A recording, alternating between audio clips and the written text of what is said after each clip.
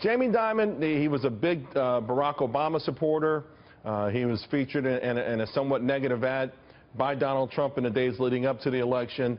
But a lot of Goldman folks have joined the Trump team, and it feels like Jamie Dimon himself has had something of an epiphany, or maybe he's just looked around and he sees that this may be a new dawn for American business.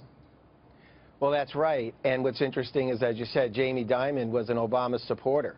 But he's a pragmatic business person, and we're seeing the leaders all across both sides of the aisle coming up and saying, let's give this agenda a chance, and they like what they see.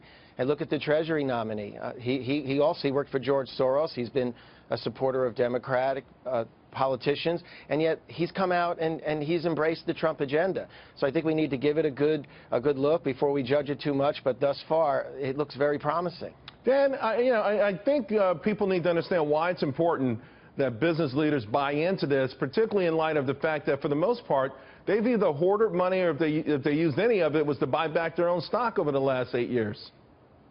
Yeah, exactly, Charles. And I think that not only do they have to buy into it, they're going to. I mean, we've had a business environment that has been nothing but demonizing profits, demonizing business, demonizing fat cat bankers and Wall Street and so on and so forth.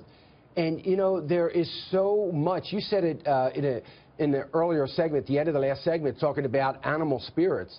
You know, we've got a lot of business people chafing at the bit. I think they love this. I think everybody's extremely enthusiastic, hopefully not overly enthusiastic, but nonetheless, I think it's going to be a driver. And frankly, Charles, I think we've already seen it. I think we've seen in the last 40 days just the projected business environment that we're headed into is unleashing some of those animal spirits. You know, I agree with you, and we've seen it from sentiment readings, but we've also seen it from the actions, whether it's orders for Class 8 trucks, whether it's, train carloads going up year over year being driven by coal and metals of all things. Here's the thing, Mark. These businesses have gotten so used to low interest rates, buying back their own stock and getting away with, they call it a productivity, but it's a euphemism for, having fired a bunch of people and learning how to work without them.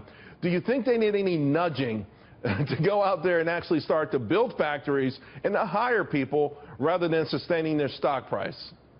Well, they have motivation. It's called the profit motive. And if the economy's growing, they're going to have that motivation. And they're also going to have, hopefully, an environment with less regulatory hurdles. So if they want to build that factory or they want to go into a new line of business, they're not going to have to spend hours and hours and millions of dollars in resources figuring out how to do it. They're going to have a clearer path to begin pursuing that profit motive. So that's why you see such the response on Wall Street. I mean, they're looking forward and saying this is an environment that can lead to higher profits.